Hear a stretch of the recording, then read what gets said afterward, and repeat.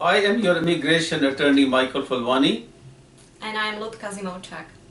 Thank you very much, Lutka, for being here. For our viewers are very anxiously waiting for us to give them a very important information about how does a person maintain his green card so that his green card is not taken away. In other words, how does he maintain a permanent resident status in the United States? Now, some people have a misconception, like green card is like a driver's license. You come to US and you renew it by coming once a year and then go back. Which is wrong. That is not like a driver's license. Basically, when a person is immigrating to US, he's telling the US government that I want to come to America and settle down permanently. Yeah. So that's what they are looking into the person. That is he really residing here, maintaining his status? No, that does not mean that the person cannot travel. See, each time the person travels and he's coming back, under the law, he is presumed or he's implicitly to show that he's coming back to resume his permanent resident status. That means he's maintaining it. He just went temporarily out for a period of time, coming back to resume his permanent. So, Michael, typical question we get from clients. Yes. How often would you say that can I travel? The client usually asks, how often can I travel? Yeah, I have that and some other points. But let me before that talk about what is happening, why this question comes from a lot of our clients. A lot of elderly parents. Yes. See, they are holding to a green card like insurance that we don't have to go to the consulate to visa time. I have a green card. So why are they holding up? Because they want to come frequently, meet the children, grandchildren and all that. But they don't actually live here. They come here once a year, twice a year, and what happens is when they do that 2 or 3 times, the CBP people at the Custom Border Protection is going to ask them, what's the story? Where do you live? But right? That's when the question comes up. They will ask you now is the question coming in. They will ask you, how often do my parents have to come to the United States? So there is no requirement like every 3 months, every 6 months, every 9 months. Basically, the law, we're talking about a law here, which is telling them to be careful to not to remain outside of the US for more than 6 months. Now, why is it so? Because it's like a burden of proof. If a green card holder is coming within 6 months and the government is not happy, the burden of proof is upon the applicant. Yeah, if he's coming within 6 months, I'm saying, the burden of proof is upon the government to prove that he's not maintaining the status. But he's coming after 6 months, that burden of proof shifts on the applicant. Yes. So when the burden shifts and he really has not been living, it's going to be a problem. Now it doesn't mean that I have seen that even those who are coming within 6 months but outside, they just warn them, tell them, don't do that, next time this and that and all that. Yeah. So there are some pointers that I just want to say. Rule number 1, don't remain outside of the US for more than 6 months. Rule number 2, if you have any income in the US, file your tax return. And then you should have a domicile in the US because what's your address? I remember one case of a green card holder comes and he asked them, where do you live? He said, Nariman Point, Mumbai.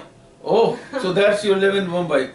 That's it. Now, preferably they need to keep bank statements, they need to have bank statements, maybe mortgage statements, if the lease, for example, right? That's exactly, the one. exactly. So, and they should carry the documents. If they come back after 6 months, let's say it's 8 months, they need to be able to explain why they're coming after such a long period of time. Sometimes it's for medical reasons. Right. I always tell clients, make sure that you bring all the medical documents to show what prevented you from coming back to the United States. That's good. But you know that there are many other things that go on. A driver license is there, a person has a car, person has a rental house, person owns the house, a whole bunch of things that can be proven. He has a business card or something card with address in the US. Yeah. So all those things are very helpful. But what about if they tell you that we know I'm not coming for 1 year or more? All right, that's a good question. Basically, then there's something called the re-entry permit. An application for re-entry permit, the person can file here in the US before leaving abroad. That's so people go out and they call us from us, Lutka, can I file for the re-entry application? No, you can't. You should have done it before you left. Very important. And You also can- for biometrics. So not only that to is file, correct. but they So need you have to file stay. it and wait, I would say a few weeks, 3 weeks, 2-3 weeks, 4 weeks. get the biometrics, Yes. then you go there. Because you go and the biometrics later comes and you have to run back, fly back again just for biometrics. Exactly. And that So that- happens very often. That is very, very important. And the question I get, can I do my biometrics abroad?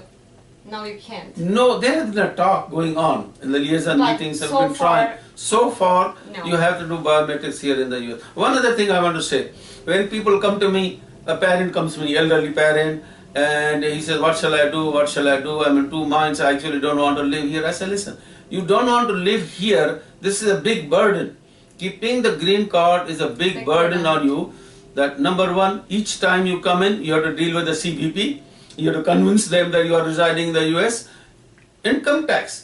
A green card holder is Yeah. subject to the worldwide income. So person has got a lot of income in India, a lot of income in the US, he has to pay a lot of money in tax. And some, unfortunately, I've seen some people are not filing tax returns, the green card holders, even if they have an income back home. Yeah. But now the things are changing. Things are changing to the extent that, what can I tell you? The database is so wide, so large, that the American CBP, the government, the immigration, they have access to many of the records they can see. And when is it going to come up? When is it going to come up? What? Filing that you didn't file the taxes, or let's say that let's say CBP will let you in. I'll tell you what's happening. When is Forget it the going to come up? CBP. Forget CBP. There is an agreement is now being done between US and the majority of the companies, I believe India also, that they are clubbing up. Like India, they have a PAN number, which is called a tax number, and US there's a social security number. So if they are exchanging the information, providing them information about the bank accounts of all the people who are NRIs here, Yeah. for example, and they so vice versa. So this is going to be happening. It's already happening. It's already happening. But in the next few months or year or two, they will know it. As the database is available, they can go on the database. They'll have all the information about the person's income there, year, tax return. Everything is going to be upon the But table. also, when green card holders they apply for citizenship, there Oh. there is the question. That's like going to in the mouth of the lion here. Yes. Eat me up. There will be question about the trips abroad. There will be questions about. But I'm filing saying the an tax intelligent returns. person or a person who talks to an intelligent lawyer like you, Lutka, or me, we will stay, don't apply, you don't qualify. Because they have to be residing here at least 50% time in the 5-year period, and they shouldn't be the 6-month, those breaks over 6 months. So there are two rules. Right. Half of the time, so it's basically 2.5 years, and also they cannot break the continuity of their permanent residence, which Exactly. you discussed. Exactly. It cannot be more than 6 months. They cannot be abroad for more than 6 months at a time.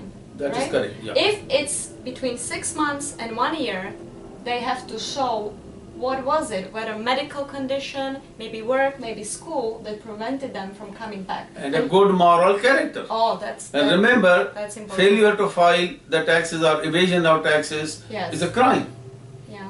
And the good moral character issue will come in, and probably the officer is going to deny that application. But what happens if client comes and says, I stayed abroad for 2 years, my spouse had a cancer, or I had a cancer, I couldn't come back. What are you going to advise them? Well, forget the 2 years. Even 1 year. year and month. Year and even month. if he stays more than a year out, and then he comes, even with a re-entry permit, even with a re-entry permit, he has to wait 4 years and Yes. 1 day before he can apply for a citizenship. And then again, they're still going to look on Yeah, those but 6 if months. he doesn't have the re-entry permit, they might not let him Then in. it's of course. done. And then what do you do? Now, there's only one other option that some people can try. It's called returning a Yes, resident visa. We that's call what it technical word is SB1. Yes. So what is that? And again, somebody came to me, said 6 years he had been in India. I said, no way, forget it. No way, Jose, this is not going to work. I say, there are cases where a person overstayed 6 or 8 months. He was in a hospital. He went into some kind of legal problems, not crime or anything. Or there were unavoidable circumstances which prevented him from traveling back. So the key is to document it Document, very well, yeah. and then you can go to the. And again, embassy. it's a discretion of the American Of the consul officer, there, but I'm yeah. saying it's a good case I have seen a small period of time, and they couldn't travel because they had a break a bone or something Medical happened, an condition. accident, medical, Yes. medical or some other reasons were there, and like somebody's father was almost on a dying situation, few months, they say not going to survive more than 3-4 months, so he had to wait until that event go. Yeah. So that was reasonable. So any of those, what the law says, unavoidable circumstances that prevented him from leaving the country within 1 year. That's the definition Yeah. that they have to comply with. But it happened. But what I tell people who have got citizen children, I say forget about this re-entry, this permission to reapply. It's going to take a lot of time, paperwork going. You can just file a new petition. You lost, it doesn't matter. File a new petition in a year, 12-14 months, you'll get a new green card. Yeah. So that's, I think Good. that's all about for today's program. And keep watching us on YouTube and our website, and we'll try to bring you more and more better and latest information. Thank you for watching.